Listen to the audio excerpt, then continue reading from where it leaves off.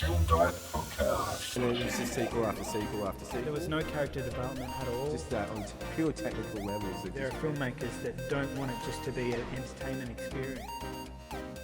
Hello and welcome to Mid Academy Online. I'm Brandon, your Dana, and this is episode 31. And without mucking around, let's get straight into it. Oh yeah. So today we're going to be talking about The 1990 something or rather classic. late 90s. Mid-90s. Was it? Oh yeah. It was about 95, I reckon. Okay. Outbreak. Continuing on our Right. trend of viral pandemic films. This is our third one. Yeah, and starting off with this film, it is very reminiscent of this time storytelling in Hollywood. One of the most popular films streaming at the moment, by the way. Yeah, it's huge. I've started seeing all of these films end up in when I'm going through YouTube. Like, Yeah. there's just people reviewing them and talking about them, It's and bringing them all back out the woodwork. yeah, 95 it came out. So thank you 95. very much. I'm good with my dates. So Dustin Hoffman, Renee Russo, Morgan Freeman, Kevin Spacey, Cuba Gooding Jr., Donald Sutherland, and many others. yeah, Patrick Dempsey, one of his early roles. yeah. What a cast. This was one of the big blockbusters for the time. Yeah, Wolfgang Petersen directed this, by the way, and he was sort of one of the big film dudes. German guy, as far as I remember, with a name like Wolfgang, you'd assume so. Air Force One, Yeah, anyway, Troy, fucking Perfect Storm. So he does big films, and most of the time. But this one, when did you Yeah. remember seeing it? It was on video, this was VHS. a new one. I only saw it this year. This one. This is a new one. Oh my god, you just broke my heart. No, look, I remember seeing this on VHS, Yeah. So I've seen this film probably Yeah. 10 times. I'm sure I've probably seen it as a kid. Just forgot about it. Yeah, One of yeah, those yeah. things. It's one of those films that actually freaked me out a lot when I was a kid, though, with the monkey, scratching and you get all sick and shit. Yeah. And I was like, ugh. And this is probably, dare I say, one of the most unrealistic of the. No. And there's a lot of reasons, and I'll get into those in a minute. No, I thought this was like based on a true story. Absolutely, Fact for yeah. fact, So, getting started. So the story, it is a very typical 90s Hollywood film. Absolutely. It is. You've got the situation where you've got the big hero guy, you've got the corrupt guy who's no good and The corrupt military guy. has to be military all the time. And then you got the guy that used to work for the military, but he's out of it, and they have to Yeah. get him back into it. And then he's got a broken relationship with his wife, and it's kind of like they end up becoming friends again through the story. And then he's got his little, sidekicks, Cuba Gooding Jr. and Kevin Spacey, and You got the guy who starts off on the wrong side, but eventually becomes the good guy in who's the that? end. Morgan Freeman. Yeah, It is Morgan Freeman. yeah, Because Donald Sutherland's the pure baddie, yeah, and Morgan Freeman's on the line. yeah. Where that's right. he starts off bad, and then he's like, Ends up ends up becoming more Morgan Freeman-y by the end. and so this was. No, Sam. If we talk about what it got right, I guess Yeah. to start off with, I guess it visually one of these big giant Hollywood films, they're always going to look good. I remember the especially at explosion time. and all that at the start Yeah. was really cool. That sort of set up there where they came up with they went to the village and they Yeah. found out that there's an The illness infection and that was a cool setup, interesting way of starting. and Then they blew up the village. the village, yeah. You But, see all the sick. I remember just all the sick and all that. It was the first time I actually probably saw something like that. Yeah. I was seeing like this virus thing, this infection, and seeing all these people sick and dying and they're all in their beds and shit. And it's just like, ooh, fuck. Yeah, and Yeah. it was a good opening Yeah. for this kind of film. Yeah. Sort of showed you who the real villain started off being the illness. Yeah. It changed, Yeah. and it turned out the illness wasn't just because of natural causes and all that sort of It's stuff. airborne. As Dustin Hoffman Yeah. says. And then we get into it, sort of gets a bit more involved. Mm. The disease starts spreading, and this is kind of for me Because where that guy gets a monkey, doesn't he? And he gets like scratched Yeah, or whatever, that's and then right. he brings it with him back to the States. and gave it and to then another monkey, and then Well, the monkey runs off in the forest, doesn't it? he lets the monkey Oh, go. that's right. He lets it go. Yeah. Yeah. But there was another monkey who got sick at the same time, Yeah, and he's that's right. there, and then Yeah. he lets the monkey go. Patrick Dempsey. then that's where it all starts. People start getting sick. Spreads. And we've got we've got the big bad guy who everyone will just do anything he says. Is that Donald Sutherland? Mm-hmm. Yeah. Oh yes. And just the whole the black and white of it all was a bit Very black surface. and It was so surface where they had to make a villain and a bad guy rather than a film like Contagion. There was no clear bad guy, and everyone was trying to do their best in that situation. Yeah. They didn't hoard toilet paper, I guess. That's one thing. But one thing they didn't get right. But everything else was pretty accurate. However, this film was all just surface, good versus bad.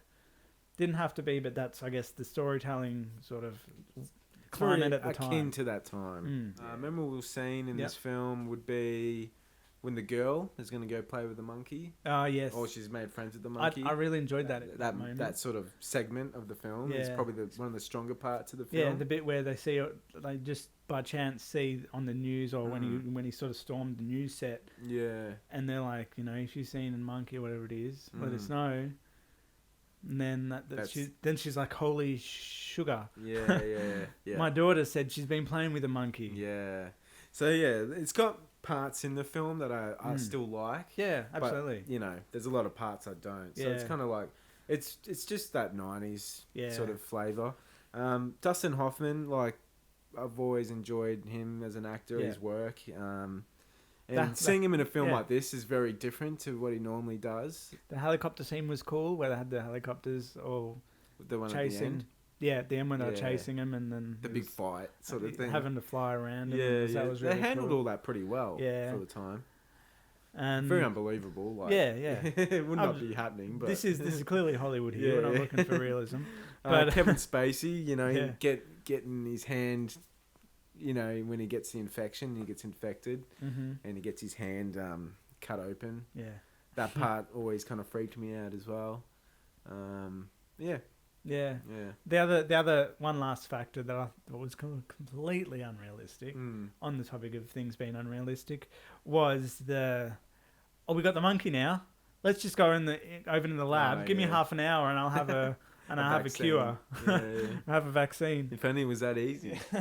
That's right. Dustin Hoffman can do it though. I should just get him onto the coronavirus. Yeah, he'll sort it out. Just give me the bloody bat or whatever it is. Sort it out. My favourite line, there's two lines in the film that I love. It's Airborne by Dustin Hoffman. Yeah. And then at the end, and Don Sutherland's like, you silly, sentimental son of a bitch. I just love that line because it's just so cheesy, but it's so good. Yeah. But it's a film that you have to go in just to have a good time. Don't overthink it. Nah. We're overthinking it, but whatever. We'll let it go. Just go into it. Just enjoy it. It's a movie. It is a movie. It's a movie. And at the end of the day, that's the thing, We're talking about movies and we always analyse them and look into it. No one should be doing that. When you're going to see a film, you're just going in to enjoy that film. We do it because that's kind of what we do. But you don't have to go into a film and say, oh, well, that wasn't good because of these reasons. Just enjoy it. Just go and enjoy the film. Sit there. Spend an hour and a half, 2 hours. Turn your brain off. Enjoy a bit of drama, a bit of thriller action. And go on with your day or your week. Yeah, that's all it is. If you feel emotion, you feel something when you watch it, that's perfect. That's why we tell stories. That's great. You can think of it, remember that film and say, that was a good film. And that's right. Go on, live your life. How much would you give it out of 5? Out of 5? Yeah, it's 5 stars. Maybe a 3. I'll give it a 3 out of 5. So it hits that sweet spot. Yeah, just that middle ground. It's not crap. Yeah. But it's not my favourite film of all time. Yeah, I'll give it a middle mark, just because it's not shit and it's not great. It's just, it's watchable. It's watchable. Yeah. Summing up our discussions around these sort of films, around pandemics and epidemics and all those emics. Any reflections that you'd like to add on these ones that we've discussed? Well, they're 3 sort of different films. Very different. And they approach it different ways. Like we got a very serious, more truthful story, which would be Contagion. It says it in a very... It's very ground level. Like, it's not too over the top. Yeah. And then we've got 28 Days Later, which is really, it's probably the most unrealistic if we're looking at it that way, where totally science fiction. Diseases don't work that way, and it's and they wouldn't if work it did. that way. If it did, I'd be fucking shitting myself.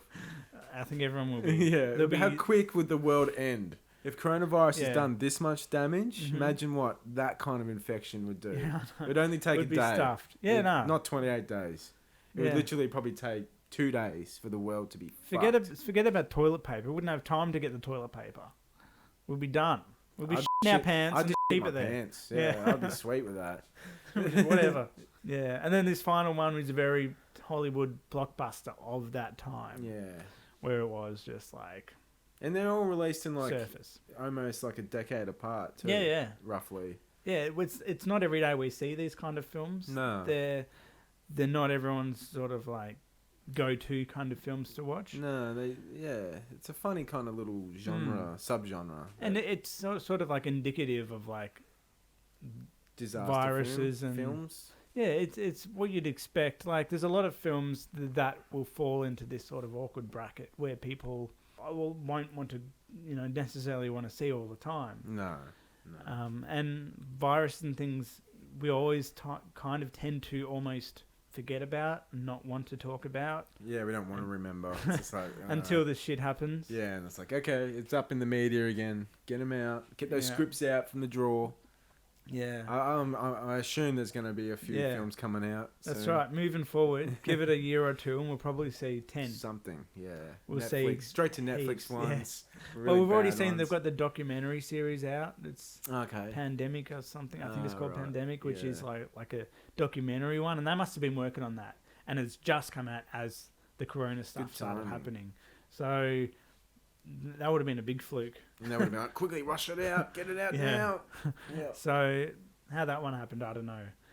But that one mainly focused on like flu and stuff like that. But it's all very interesting still. For future, maybe anything else happening on our channel for future for people to, I don't know if you want to plug anything at this little slot here. Well, you should be plugging your little... Brandon recommend. Yeah. All right. Yeah. Brandon recommends the new series or just the new sort of videos we're doing. Sort of just wanting to talk about films in a very condensed fashion. That's kind of just recommendations of films that I see that not everyone probably goes out of their way to see. Yeah. So I'm trying to bring light to some of those, more obscure films. Give it a quick watch. And something you can watch on the toilet. Just very quick. Give it a watch. Done. Yeah. Anyway, we'll wrap it up just about. So we'll finish it there. So thanks for watching and listening, and all that. And we'll see you in the next one. Adios. Bye.